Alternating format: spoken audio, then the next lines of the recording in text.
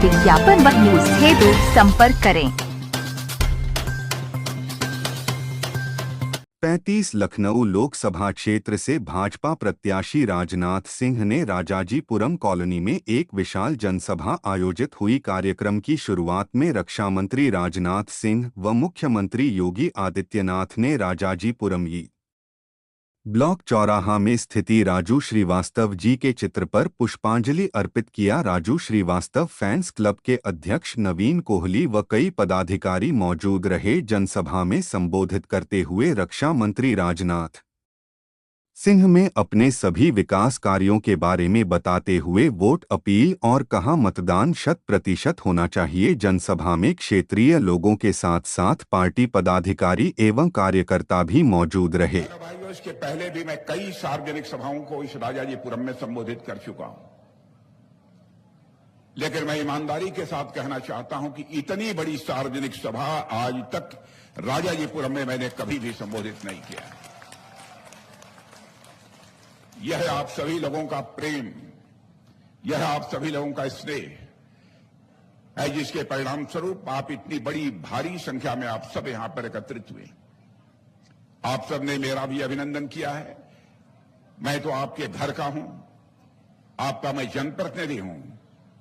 सचमुच अभिनंदन मेरा नहीं होना चाहिए, बल्कि मेरा यह नैतिक दायित्व बनता है कि एक बार मैं शीश झुकाकर आप सभी बहनों भाइयों का मैं हार्दिक अभिनंदन करूं।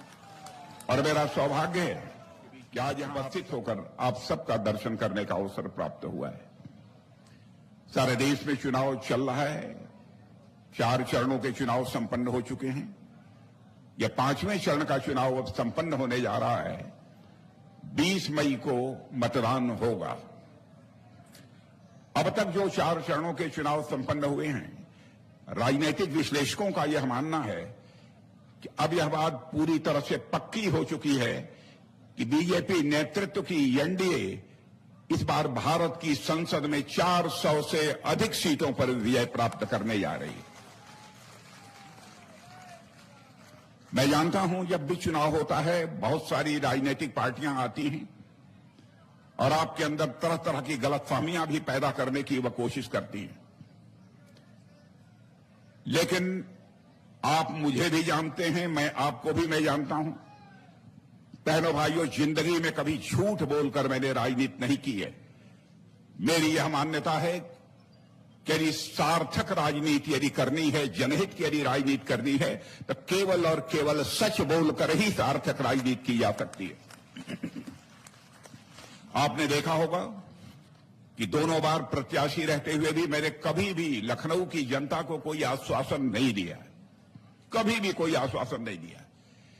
किसी ने भी कोई बात रखी होगी, जन समझो तब दुनिया का ताकतवर देश बन गया है।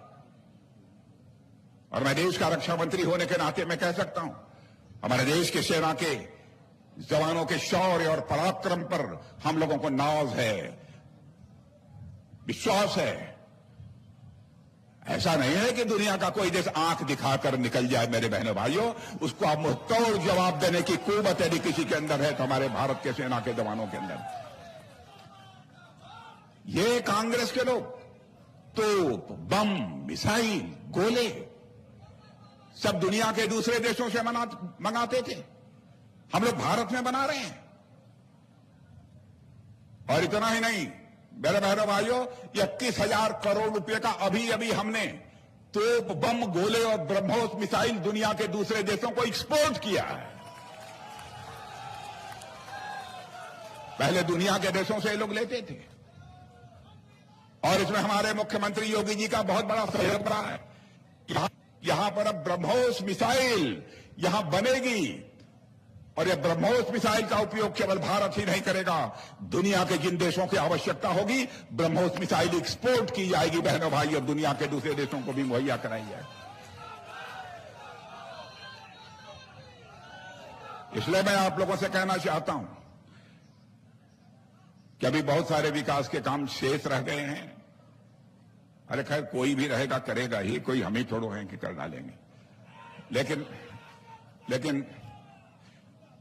लेकिन मैं यही कहूंगा कि चारों तरफ देखिए, लखनऊ के सारे हाईवे वगैरह, यहां से अब कानपुर भी जाना होगा तो कुछ समय के बाद आप 40 या 45 मिनट में लखनऊ से कानपुर पहुंच जाएंगे।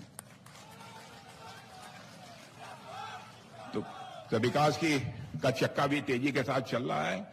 आप सब लोगों का सहयोग चाहिए, आप लोगों का समर्थन चाहिए, आप सबका आशीर्वाद चाहिए।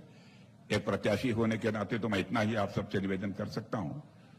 और मैं मुख्यमंत्री जी के प्रति भी आभार व्यक्त करता हूं। मुख्यमंत्री जी के प्रति आभार व्यक्त करता हूं कि मुख्यमंत्री जी ने हमारे लखनऊ की बहुत चिंता की है।